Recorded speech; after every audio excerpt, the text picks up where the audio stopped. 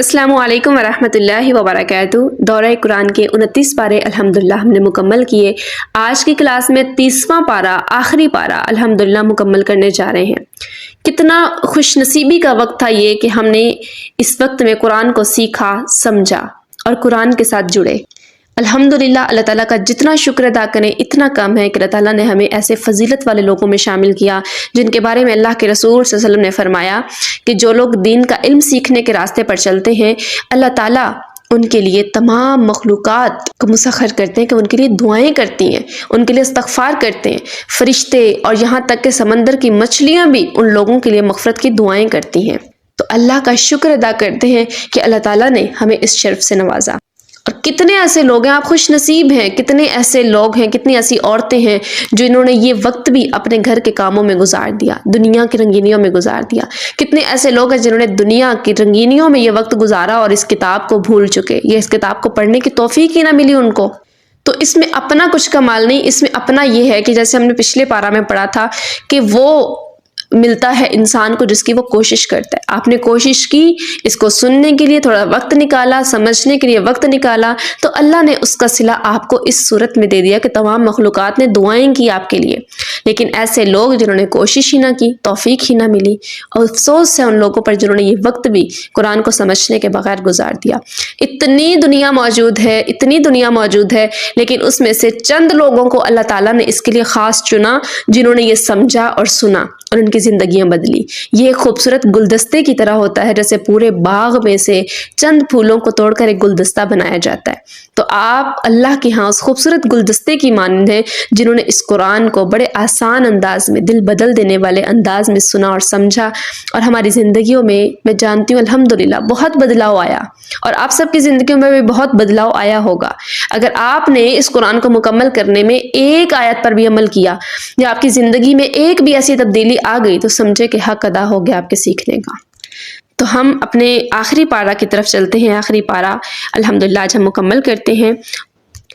یہ جو 30واں پارہ ہے یہ چھوٹی چھوٹی صورتوں پر مشتمل ہے۔ چھوٹی چھوٹی صورتیں بھی ہمیں پکار کر کہتی ہیں کہ یہ دنیا عارضی ہے اور آخرت قریب ہے۔ تو آئیے اس خوبصورت پارے کے اہم نکات کو تفصیل سے سمجھتے ہیں۔ اعوذ باللہ من الشیطان الرجیم، بسم اللہ الرحمن الرحیم۔ سب سے پہلے اس پارہ میں سورۃ النبا، نبا کہتے ہیں خبر کو، اور بہت بڑی خبر کا اللہ ذکر فرماتے ہیں۔ آیت نمبر 1 اور 2 میں عظیم خبر یعنی قیامت کے بارے میں سوال۔ اللہ فرماتے ہیں یہ لوگ آپس میں کس چیز کے بارے میں پوچھ گچھ کر رہے ہیں؟ اس بڑی خبر کے بارے میں جس میں یہ اختلاف رکھتے ہیں۔ یہاں قیامت کو النبا، نبا العظیم، بہت بڑی خبر کہا گیا۔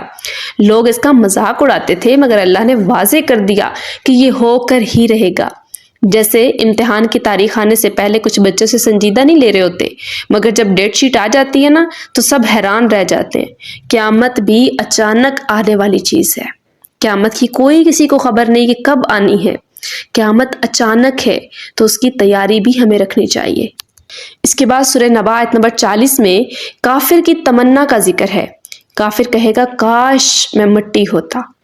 اللہ فرماتے ہیں کہ بے شک ہم نے تمہیں قریب آنے والے عذاب سے ڈرا دیا ہے، جس دن انسان اپنے ہاتھوں کے بھیجے ہوئے اعمال کو دیکھ لے گا اور کافر کہے گا کہ کاش میں مٹی ہوتا، یا لیتنی کنت ترابا، یا کاش میں مٹی ہوتا، آج مجھے یہ حساب نہ دینا پڑتا، میں آج کے دن کو دیکھتا ہی نہ۔ تو اس وقت کا افسوس جب انسان اپنے اعمال کا بدلہ دیکھے گا نا تو وہ اس قدر پشیمان ہوگا کہ کہے گا کہ کاش میں انسان پیدا ہی نہ ہوتا، میں مٹی ہوتا تو آج مجھے یہ حساب کتاب نہ دینا پڑتا، پوچھ گچھ نہ ہوتی، چند دن میں نے عیاشیوں میں، دنیا کی رنگینیوں میں نہ گزارے ہوتے، میں نے اللہ کے احکامات کو پا لیا ہوتا، اور یا پھر میں ہوتا ہی نہ۔ تو اس وقت کے کاش سے بچنے کے لیے آج ہمارے پاس وقت ہے۔ آج پیغام بھی پہنچ رہا ہے، آج قرآن جیسی نعمت بھی موجود ہے، اللہ نے پہلے سب کچھ بتا بھی دیا ہمیں، اب افسوس کہ ہم خود اس سے غافل ہیں۔ اچھا یہ پارا جو ہے یہ اس طرح پارا ہے کہ اس کی ایک ایک آیت ہمیں پکارتی ہے، ایک ایک آیت، لیکن چونکہ ہم خلاصہ وائز لے کے چل رہے ہیں تو پورا ایک ایک آیت کو بیان کرنا مشکل ہے اور وہ کافی زیادہ تفصیل میں چلا جائے گا، لیکن اس میں سے چند مختصر طور پہ ہم آیات کو لیں گے جو زیادہ امپورٹنٹ مجھے لگیں گی کہ ہمیں زندگی بدلنے کے لیے۔ ویسے تو ایک ایک آیت ہی بڑی خاص ہے اور ہمیں پکارتی ہے، لیکن اتنا بیان کرنا ایک کلاس میں مشکل ہے، تو ہم خلاصہ وائز اس کو چند آیات کو دیکھیں گے اس پارہ میں۔ اس کے بعد سورۃ النازعات آیت نمبر 40 اور 41 میں نفس پر قابو پانے اور جنت کے وعدے کا ذکر ہے۔ اللہ فرماتے ہیں اور جو شخص اپنے رب کے سامنے کھڑے ہونے سے ڈرا اور اپنے نفس کو خواہشات سے روکا تو یقیناً جنت ہی اس کا ٹھکانہ ہے۔ سبحان اللہ، جنت پانے کا شارٹ کٹ اللہ نے بتا دیا کہ نفس کی مخالفت ہے۔ جب دل گناہ کو چاہے اور انسان اللہ کے خوف سے رک جائے تو یہی وہ عمل ہے جو اسے جنت کا وارث بناتا ہے۔ خواہشات کو روکنا سیکھیں، نفس پر قابو پانا سیکھیں۔ اللہ کے سامنے کھڑے ہونے سے کون لوگ ڈرتے ہیں؟ اب کہتے ہیں نا کہ ہاں میرے اندر بھی خوف ہے، میں بھی مومن ہوں، میں بھی مومنہ ہوں، ٹھیک ہے، لیکن اس کو تھوڑا سا گہرائی سے دیکھیں کہ ہم زندگی میں اس پر عمل کر رہے ہیں۔ جن کو اللہ کے سامنے کھڑے ہونے کا ڈر ہوتا ہے نا، پھر وہ دنیا میں کسی کے ساتھ ظلم و زیادتیاں نہیں کرتے، پھر وہ دنیا میں رونے نہیں بیٹھ جاتے، پھر وہ دنیا میں خود کو کمزور محسوس نہیں کرتے کہ یہ ہو گیا، فلاں نے یہ کر دیا، میں نے اس کے ساتھ یہ کرنا ہے، فلاں نے ایسا کیا تو میں ایسا کیوں نہ کروں۔ یہ چیزیں پھر نہیں ہوتی۔ پتہ ہوتا ہے کہ اللہ کے سامنے کھڑے ہونا ہے، ایک دن سب کچھ ہو جانا ہے، سامنے آ جانا ہے۔ 4 دن کی زندگی بس شارٹ کٹ اپنی زندگی کو گزارو، نفس پہ قابو پاؤ، چھوڑ دو ان سب چیزوں کو۔ تو پھر اللہ کہتے ہیں کہ جو اللہ کے خوف سے ڈر گیا، اللہ کے سامنے کھڑے ہونے سے ڈر گیا، اپنے نفس کو قابو میں کر لیا تو جنت اس کا ٹھکانہ ہے۔ اور یہ کوئی مشکل نہیں ہے، ہمیں لگتا ہے نا مشکل، بالکل مشکل نہیں ہے۔ اپنی زندگی میں عمل کر کے دیکھیں، بلکہ زندگی زیادہ پرسکون ہو جاتی ہے کہ اگر آپ دوسروں سے بدلے لینا چھوڑ دیں، دوسروں آپ کو ہرٹ کر رہے ہیں، آپ اس کو لے کے بیٹھے رہیں روتے رہیں، اس کو چھوڑ دیں گے نا، زندگی ویسے بھی پرسکون ہو جائے گی۔ آج ہماری زندگی کی سب سے زیادہ جو ٹینشنز، مصیبتیں، پریشانیاں ہیں نا، وہ یہی ہیں، ہم دوسروں کو لے کے بیٹھے رہتے ہیں۔ فلاں نے ایسا کیوں کر دیا، فلاں نے ایسا کیوں کر دیا، اس نے مجھے دکھ دیا، میں نے اس کے ساتھ یہ کرنا ہے، اس نے یہ کرنا ہے، پھر بدلے میں اس نے کچھ کیا، پھر میں نے کچھ کیا، تو زندگی الجھی رہے گی، پریشان رہے گی، عبادات کا بھی ٹائم نہیں ملے گا، اللہ سے باتوں کا بھی ٹائم نہیں ملے گا۔ چھوڑ دیں، جو کوئی کرتا ہے کرتا رہے، دیکھتے رہیں، خاموش رہیں، اخلاق سے پیش آتے رہیں، اللہ پر معاملات چھوڑے رکھیں۔ چند دن گزر جائیں گے اور آخرت کا ٹھکانہ اتنا خوبصورت ٹھکانہ مل جائے گا۔ اس کے بعد سورہ عبسہ آیت نمبر 34 سے 36 کے درمیان رشتوں سے فرار کے دن کا ذکر ہے۔ اللہ فرماتے ہیں کہ اس دن آدمی اپنے بھائی سے بھاگے گا، اپنی ماں اور اپنے باپ سے بھاگے گا، اور اپنی بیوی اور اپنے بیٹوں سے بھاگے گا۔ دنیا میں ہم جن رشتوں کے لیے حرام کماتے ہیں نا، یا ہم فرائض چھوڑ دیتے ہیں، قیامت کے دن وہی رشتے ایک دوسرے کو پہچاننے سے انکار کر دیں گے، کیونکہ ہر ایک کو اپنی پڑی ہوگی، نفسا نفسی کا عالم ہوگا۔ تو ان رشتوں کو اتنی اہمیت نہ دیجیے، جیسے پیچھے ہم نے بات کی تھی کہ اتنی اہمیت زندگی میں کسی کو نہیں دینی چاہیے جو آپ کے اور آپ کے اللہ کے درمیان حائل ہو سکے۔ تو ان رشتوں کے لیے اپنے اللہ کو مت بھول جائیں۔ اس کے بعد سورہ تکویر آیت نمبر 9 میں معصوم بچیوں کا سوال کا ذکر ہے۔ قیامت کے دن پوچھا جائے گا کہ کس گناہ کے بدلے وہ زندہ دفن کر دی گئی تھی، قتل کر دی گئی تھی۔ جو زمانے جاہلیت میں لوگ اپنی بچیوں کو زندہ درگور کر دیا کرتے تھے۔ یہ آیت ظلم کے خلاف اللہ کی عدالت کی گواہی ہے۔ اللہ کمزوروں اور مظلوموں کا حساب خود لے گا، چاہے وہ کوئی معصوم بچہ ہی کیوں نہ ہو۔ تو ظلم سے باز آ جائیں۔ آج نہیں پتہ چلتا ہم کیا کر رہے ہیں، غور و فکر کریں اپنے ایک ایک قدم پر کہ میرا ایک ایک اٹھنے والا قدم کہیں اللہ کی نافرمانی، سرکشی، تعدی میں تو نہیں، کہیں میرا ایک ایک قدم ظلم کی طرف جانے والا تو نہیں، اندھیروں میں جانے والا تو نہیں۔ اگر ایک ایک قدم کو پرکھنا شروع کر دیا نا، اور اللہ کے سامنے کھڑے ہونے کا خوف آ گیا ہمارے دل میں، تو بس پھر بہت خوبصورت ٹھکانہ ہمارا انتظار کر رہا ہے۔ اس کے بعد سورۃ الانفطار آیت نمبر 6 میں انسان کی غفلت پر سوال ہے۔ اللہ فرماتا ہے کہ اے انسان، تجھے کس چیز نے اپنے رب کریم کے بارے میں دھوکے میں ڈال دیا؟ اللہ ہمیں جھنجھوڑ رہے ہیں کہ جس رب نے تمہیں زندگی دی تھی، تمہیں صحت دی تھی، شکل و صورت دی تھی، تم اسی کو بھول گئے۔ دنیا کی رنگینی نے ہمیں اپنے اصل محسن سے دور کر دیا، جس نے سب کچھ ہمارے لیے مسخر کیا۔ آج ہم اسی کے لیے بے وفائی کر رہے ہیں۔ دنیا میں ہمارے ساتھ آج 4 دن ہم کسی کو کچھ کھلا پلا دیں، 5ویں دن ہمارے منہ پہ مار دیں تو ہمیں بڑا دکھ ہوتا ہے کہ دیکھو میں نے اس کے لیے کیا کیا، اس نے میرے ساتھ یہ کیا. آج کل زیادہ رونا بھی یہی ہے کہ میں نے فلاں کے ساتھ اچھا کیا، میں نے پازیٹیو سوچا اس کے لیے، فلاں نے میرے ساتھ کیا کر دیا. تو اللہ کے لیے بھی سوچے نا کہ اللہ نے ہمیں اتنی نعمتیں رحمتیں دی، اللہ نے ہمیں آنکھیں دی، کان دیے، دل دیا، آکسیجن سانس دی، بڑے خوبصورت رشتے دیے، دنیا کی ہر ایک چیز کو ہمارے تابع اور مسخر کر دیا، پھر بھی ہم وفا نبھا رہے ہیں. جو اللہ کے لیے وفا نہیں کرنے والا وہ انسانوں سے کیا وفا کرے گا؟ تو اپنے اصل محسن کی طرف آ جائیں. اس کے بعد سورہ مطففین آیت نمبر 1 سے 3 کے درمیان ناپ تول میں کمی کی تباہی کا ذکر ہے. اللہ فرماتے ہیں تباہی ہے ناپ تول میں کمی کرنے والوں کے لیے، جو لوگوں سے لیں تو پورا لیں اور انہیں دیں تو کم دیں. اچھا، یہ صرف دکانداروں کے لیے نہیں ہے بلکہ ہر اس شخص کے لیے ہے جو اپنا حق تو پورا مانگتا ہے مگر دوسروں کا حق ادا کرتے وقت ڈنڈی مار جاتا ہے. جب بھی آیت آتی ہے نا تو صرف تجارت کرنے والوں کے لیے، صرف بازار میں دکانداروں کے لیے استعمال کی جاتی ہے. ناپ تول میں کمی نہیں کرنی جی، کلو ناپتے وقت، آدھا کلو ناپتے وقت اوپر نیچے نہیں کرنا. کبھی کسی نے سوچا کہ یہ آیت ہماری زندگی میں بھی اپلائی ہوتی ہے، عورتوں کے لیے بھی اپلائی ہو رہی ہے، مردوں کے لیے بھی ہو رہی ہے، ہر ایک انسان کے لیے ہے کہ دوسروں سے لیتا ہے تو پورا پورا، اپنی باری آتی ہے تو ڈنڈی یہ ہر ایک انسان کر رہا ہے. ہر ایک انسان اپنے ہر ایک معاملے میں، چاہے مالی طور پہ ہے، معاشرتی طور پہ ہے، گھریلو طور پہ ہے، ہر انسان ایسا کرتا ہے. اسے اپنے لیے پورا پورا حق چاہیے ہوتا ہے، دوسرے کے لیے ناانصافی. تو کسی بھی معاملے میں ناپ تول میں کمی، ناانصافی یہ برداشت نہیں ہے، یہ تباہی ہے. آج ہمارے گھروں میں جو سکون نہیں ہے نا، جو ہمارے معاشرے میں بے سکونی، تباہی کا عالم ہے، رونے ہیں، پریشانیاں ہیں، یہ اسی وجہ سے ہے. اللہ جب کہہ رہے ہیں تباہی ہے ان لوگوں کے لیے تو پھر ہم کیسے نہ کہیں کہ تباہی ہے. تو اس لیے جو اپنے لیے پسند کرتے ہیں نا وہی دوسروں کے لیے پسند کریں. جو چیز، جو بھی معاملہ اپنے لیے زیادہ پسند ہے دوسروں کے لیے بھی وہی سوچیں. اگر کسی انسان کو سمجھنے میں مشکل پیش آ رہی ہے تو خود کو اس کی جگہ پہ رکھ کے دیکھیں کہ اگر میں اس جگہ پہ ہوتی تو کیا ہونا تھا. اس کے بعد آپ کو سمجھ آ جائے گی. اس کے بعد سورہ انشقاق آیت نمبر 6 میں ملاقات الہی کا ذکر ہے. اللہ فرماتے ہیں کہ اے انسان تو اپنے رب کی طرف پہنچنے تک سخت مشقت کرنے والا ہے، پھر تو اس سے ملنے والا ہے. زندگی مشقت کا نام ہے. کوئی بھی یہاں 100% سکون میں نہیں ہے مگر مومن کی مشقت اسے اللہ کے قریب کرتی ہے جہاں اسے ابدی دائمی سکون ملے گا. آج دنیا میں تھوڑی بہت اللہ کے لیے مشقت کر لیں، اللہ سے ملاقات. آج دنیا میں ہم نے کسی سے ملنا ہو، ہم اس دن کا بار بار انتظار کر رہے ہوتے ہیں. اس دن اتنے دن رہ گئے، اتنے دن رہ گئے، اتنے دن رہ گئے. لیکن اللہ سے ملاقات کے لیے کبھی ہم نے تیاری کی؟ اس کے لیے تو مشقت، کوئی پریشانی کرتے ہی نہیں ہم. اپنے لیے کوئی مشکل پیش آ جائے بس نہیں یہ کام بہت مشکل ہے، اللہ کے لیے بے شک کر رہے ہیں لیکن بہت مشکل ہے. ابھی اللہ توفیق دے گا، ٹھیک ہے، دعاؤں میں یاد رکھیں، دعائیں کریں. صرف دعاؤں سے کام نہیں چلتا، مشقت کرنی پڑتی ہے اس کے لیے، جد و جہد کرنی پڑتی ہے اس کے لیے. تو آج چند سالوں کی، چند وقت کی، چند عرصے کی ایک مشقت اپنے لیے، ایک جد و جہد اللہ سے ہمیشہ کی ملاقات کروانے کا سبب ہے.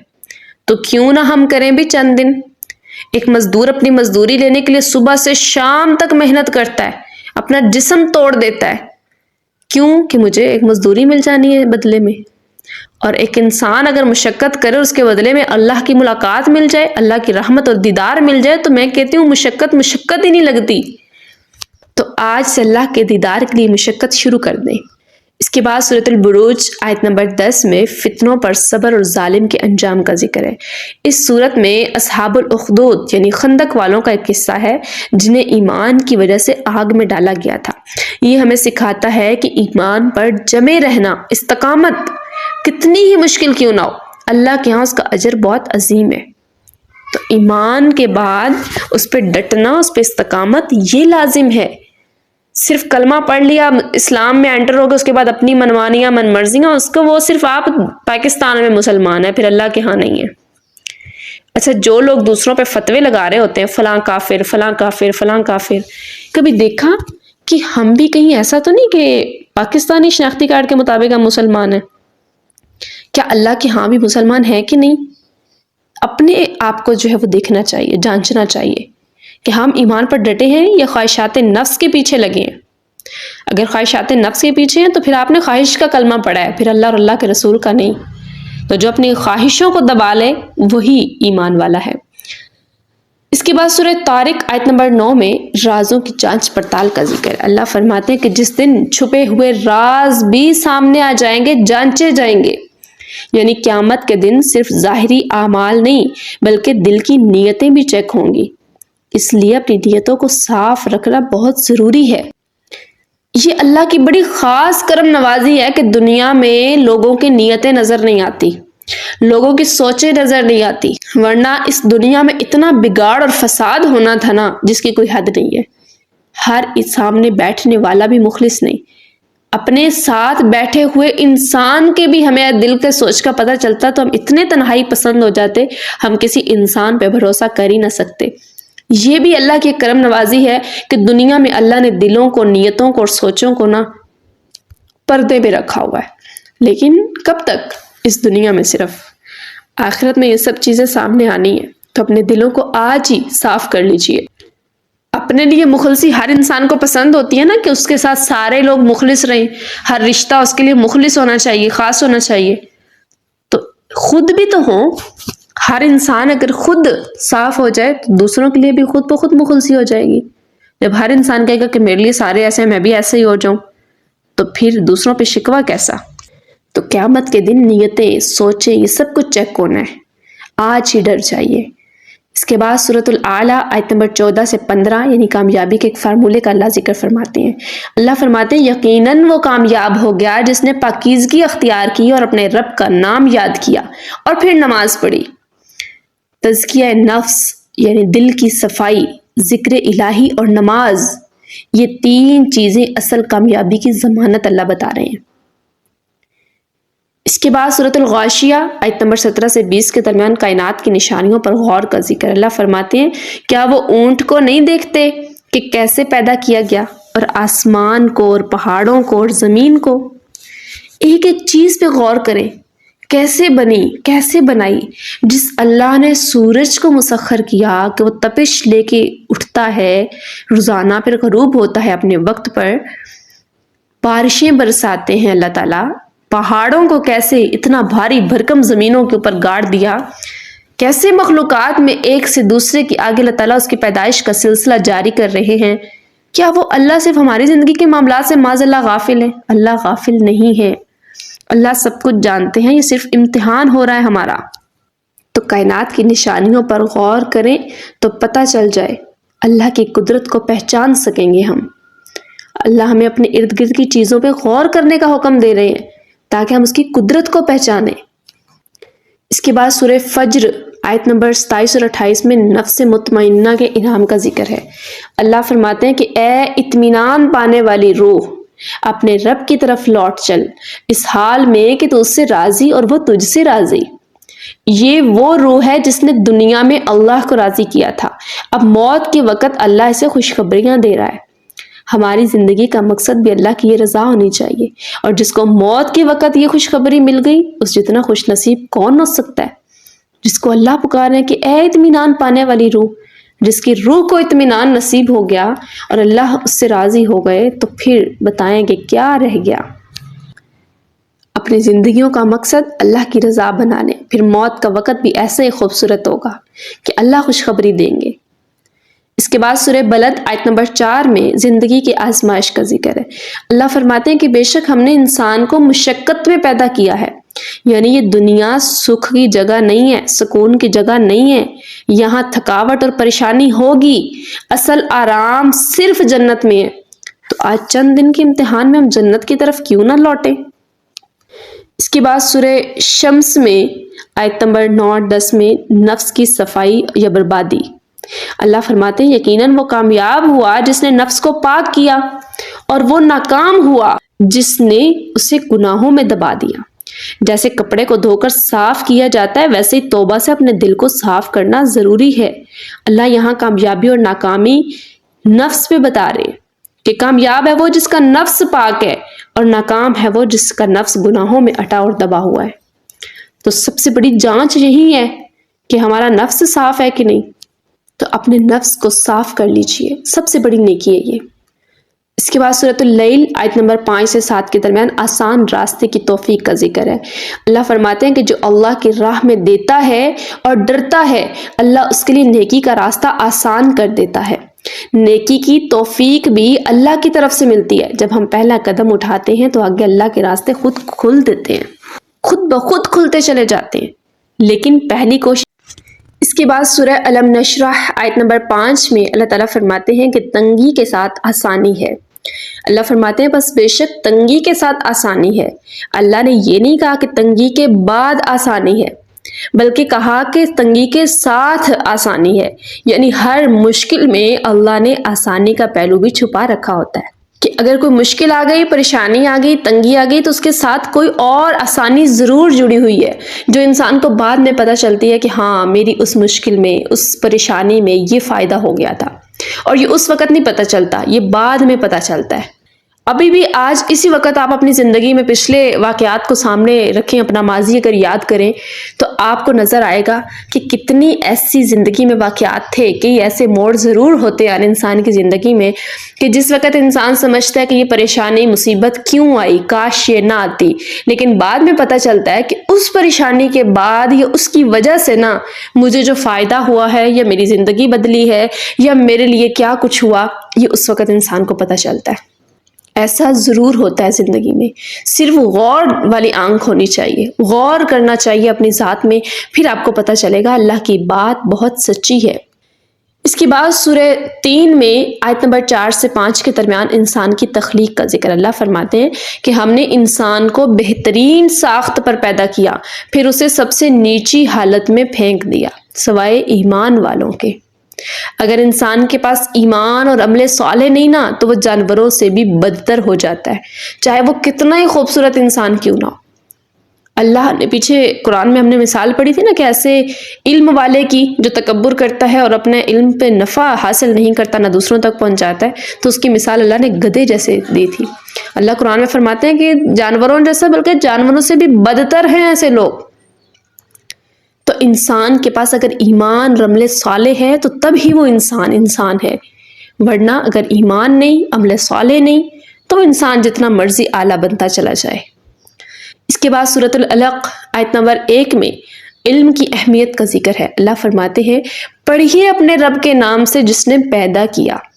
اسلام کی پہلی وحی یہ آیات جو ہے وہ نازل ہوئی تھی، پہلی وحی پڑھنے کے بارے میں یہ بیان ہے، یہ بتاتا ہے کہ علم ہی وہ روشنی ہے جو انسان کو اندھیروں سے نکالتی ہے۔ انسان کو پیدائش سے لے کے موت تک سیکھتے ہی رہنا چاہیے، علم حاصل کرتے ہی رہنا چاہیے۔ علم دین تو اس قدر اہم ہے جو آپ کی آخرت کی کامیابی ایسے سمجھے اسی پر منحصر ہے۔ اس کے بعد سورۃ القدر آیت نمبر 3 میں لیلۃ القدر کی فضیلت کا ذکر ہے۔ لیلۃ القدر 1000 مہینوں سے بہتر ہے، اللہ فرما رہے ہیں۔ یہ امت پر اللہ کا خاص فضل ہے کہ ایک رات کی عبادت 83 سال سے زیادہ عبادت کا ثواب دیتی ہے، لیکن یہ تلاش کرنی پڑتی ہے۔ لیلۃ القدر طاق راتوں میں جو ہے وہ 21، 23، 25، 27 اور 29 رمضان کو ان راتوں میں تلاش کرنی ہے۔ یہ رات، اس رات کی عبادات، فضیلت، اہمیت یہ کیا ہے، اس کے اوپر کمپلیٹ ویڈیو ہے، اسی ویڈیو کے اسی کلاس کی اینڈ سکرین پہ آپ کو جو ہے وہ ویڈیو مل جائے گی، اس میں آپ کو پتہ چلے گا کہ لیلۃ القدر کیا ہے، اس کی فضیلت، اس کی عبادات، کیا کرنا چاہیے کیا نہیں، اور عوام میں اس کے بارے میں کیا کیا من گھڑت باتیں مشہور ہیں، وہ ساری اس ویڈیو میں، مختصر سی ویڈیو ہے، اس میں جو ہے وہ سب کچھ بتایا ہے۔ اس کے بعد سورۃ العصر آیت نمبر 1 سے 3 کے درمیان وقت کی قسم اللہ اٹھاتے ہیں اور خسارے کا ذکر کرتے ہیں۔ اللہ فرماتے ہیں وقت کی قسم، تمام انسان خسارے میں ہیں سوائے ان لوگوں کے جو ایمان لائے، نیک عمل کیے اور ایک دوسرے کو حق اور صبر کی وصیت کی۔ یہ صورت کامیابی کا مکمل نصاب ہے۔ اگر ہم اپنا وقت ان 4 کاموں میں نہیں نہ گزار رہے تو ہم نقصان اٹھا رہے ہیں۔ تو اللہ ہمیں اس کے مطابق زندگی گزارنے کی توفیق دے، ایمان لانے کی، عمل صالح کرنے کی، اور پھر دوسروں کو حق کی تلقین دینے کی، اور حق کے بدلے میں اگر کوئی مصیبت پریشانی آتی ہے تو پھر اس پر اللہ صبر کرنے کی توفیق دے۔ اس کے بعد سورۃ الماعون کی آیت نمبر 4 سے 5 کے درمیان غافل نمازیوں کے لیے وعید کا ذکر ہے۔ اللہ فرماتے ہیں تباہی ہے ان نمازیوں کے لیے جو اپنی نماز سے غافل ہیں۔ اچھا، یہاں پہ اللہ نے بے نمازیوں کا نہیں ذکر کیا، اللہ نے یہاں پہ نمازیوں کے لیے کہا ہے کہ ان تباہی ہے ان نمازیوں کے لیے جو اپنی نماز سے غافل ہیں۔ صرف نماز پڑھ لینا کافی نہیں ہے، بلکہ اسے وقت پر اور توجہ سے پڑھنا ضروری ہے۔ جو دکھاوے کے لیے پڑھتے ہیں ان کی نماز منہ پہ مار دی جاتی ہے۔ جیسے پیچھے بات کر رہی تھی نا میں، پچھلے پارے میں، یہ شاید اسی پارے میں، کہ ایسے لوگ جو نماز کو عبادت نہیں عادت سمجھ کے پڑھتے ہیں۔ بہت سارے لوگ ایسے پائے جاتے ہیں ہمارے ہاں جو 5 وقت کی نماز پڑھ رہے ہیں، بڑی فکر سے پڑھ رہے ہیں 5 وقت کی نماز جی ہم نے فرض کرنی ہے، ادا کرنی ہے، لیکن وہ نماز ہی نہیں ہوتی، وہ عادت ہوتی ہے۔ نماز کو نماز سمجھ کر، اللہ سے ملاقات سمجھ کر پڑھے، ورنہ پھر ان کے لیے اللہ تباہی کہہ رہے ہیں۔ نمازیوں کے لیے بھی جو نماز تو پڑھتے ہیں لیکن نماز کا مقصد پتہ نہیں، نماز تو پڑھ لی ہے دل صاف نہیں، نماز تو پڑھ لی اللہ سے ملاقات نہ سمجھا، اس کو سمجھا ہی نہیں سنت کا طریقہ تھا کہ نہیں، جو اس میں کلمات ہیں اس کا ترجمہ تک پتہ نہیں، تو اپنی نمازوں کو درست کیجئے۔ اس کے بعد سورۃ الکوثر آیت نمبر 1 میں اللہ کی بے پناہ عطا کا ذکر ہے۔ اللہ فرماتے ہیں کہ بے شک ہم نے آپ کو کوثر یعنی بہت زیادہ بھلائی عطا فرمائی ہے۔ دشمن سمجھتے تھے کہ نبی کریم صلی اللہ علیہ وسلم کا معاذ اللہ نام مٹ جائے گا، مگر اللہ نے نبی کریم صلی اللہ علیہ وسلم کا ذکر اتنا بلند کر دیا کہ آج پوری دنیا میں آپ صلی اللہ علیہ وسلم کا نام گونج رہا ہے۔ یہ صورت ایک خاص معنی رکھتی ہے، مختصر قرآن کی سب سے چھوٹی ترین صورت ہے۔ اللہ فرماتے کہ بے شک اللہ نے کوثر عطا کیا آپ کو، اور نبی کریم صلی اللہ علیہ وسلم سے جب پوچھا گیا کہ کوثر کیا ہے تو آپ صلی اللہ علیہ وسلم نے فرمایا کہ یہ ایک حوض ہے جنت میں جس کا کوثر نام ہے، اور یہ صرف مجھے عطا کیا گیا، جس کے پانی پینے کے بعد کسی کو پیاس نہیں لگے گی۔ اس قدر شفاف اور صاف پانی اور میٹھا پانی ہے، اور اس کا دوسرا ترجمہ کوثر کا بہت زیادہ کثیر سے ہے، یعنی بہت زیادہ بھلائی ملی۔ اس کے بعد اللہ تعالیٰ فرماتے ہیں کہ آپ کا جو دشمن کہتا ہے کہ معاذ اللہ آپ کا نام مٹے گا تو انہیں دشمنوں کا نام مٹ جائے گا۔ آج دیکھیں اللہ کے رسول صلی اللہ علیہ وسلم کے فالوورز دنیا میں موجود ہیں، لیکن کافروں کا کوئی نام لینے والا ہے؟ مشرکین مکہ کا آج بھی نام اگر آتا ہے تو ہم کس الفاظ میں لے رہے ہیں؟ تو حق والوں کو کوئی مٹا نہیں سکتا، اور جن کے ساتھ اللہ ہو ان کو کون دبا سکتا ہے؟ تو کبھی پریشان مت ہو کہ کوئی ہمیں نقصان پہنچائے گا اگر ہم حق پہ ہیں۔ حق پہ ہیں، وقتی تکلیف آئے گی لیکن اللہ آپ کو ہمیشہ کے لیے بلند ضرور کرے گا۔ اس کے بعد سورۃ الاخلاص، فلق اور ناس، یہ صورتیں ہیں، اور یہ صورتیں انتہائی اہم صورتیں ہیں، توحید کا درس دیتی ہیں ہمیں۔ یہ صورتیں میں توحید کا سبق سکھاتی ہیں، ہر قسم کے شر، حسد، جادو، وسوسے، سب سے اللہ کی پناہ مانگنے کا طریقہ سکھاتی ہیں۔ ایک مومن کا مکمل بھروسہ صرف اللہ پر ہونا چاہیے۔ تو جب بھی کوئی بھی مسئلہ ہو، جیسے اس کو معوذتین یعنی 2 صورت فلق اور ناس، معوذات یعنی سورہ اخلاص کو اگر ساتھ ملایا جائے، تو اللہ کے رسول صلی اللہ علیہ وسلم جب یہ صورتیں نازل ہوئی تو آپ صلی اللہ علیہ وسلم نے باقی تمام دم وغیرہ جو کلمات تھے وہ چھوڑ دی، انہی پر اکتفا کر لیا۔ یہ اتنی اہم صورتیں ہیں، جب بھی کوئی نظر، حسد، جادو، کچھ بھی آپ کو ایسا محسوس ہو رہا ہے، یہ صورتیں پڑھ کے دم کیجیے، سب سے بہترین صورتیں ہیں۔ ہر ایک چیز سے اللہ کی پناہ مانگتے ہیں اس کے ذریعے سے۔ تو یہاں پہ ہمارا یہ پارہ مکمل ہوتا ہے۔ مختصراً ہم نے یہ پارہ دیکھا کیونکہ یہ پارہ میں نے شروع میں بھی بتایا تھا کہ بہت اہم پارہ ہے، اس کی ایک ایک آیت کی اگر ہم تفصیل میں جائیں تو ہمیں پکار رہی ہے، لیکن ہمارے پاس ٹائم بھی کم ہے اور ہم نے ایک کلاس میں پارہ کمپلیٹ کرنا تھا خلاصہ وائز، اس لیے مختصراً دیکھا۔ تو اللہ سے دعا ہے کہ اللہ ہمیں قرآن کریم کے اس آخری پارے کے تمام اسباق جتنے ہم نے سیکھے، اس کو اپنے دلوں میں بسانے کی توفیق عطا فرمائے۔ یا اللہ ہمیں نفس کی پیروی سے بچائے، یا اللہ ہمیں نماز کا پابند بنا، اور قیامت کے دن ہمیں اپنے پیارے محبوب صلی اللہ علیہ وسلم کے ہاتھوں حوض کوثر کا پانی نصیب فرمائے۔ یا رب کریم ہمارے قرآن پڑھنے اور سکھانے کو قبول فرمانا، اور اسے ہمارے والدین اور ہمارے لیے نجات کا ذریعہ بنا۔ آمین یا رب العالمین۔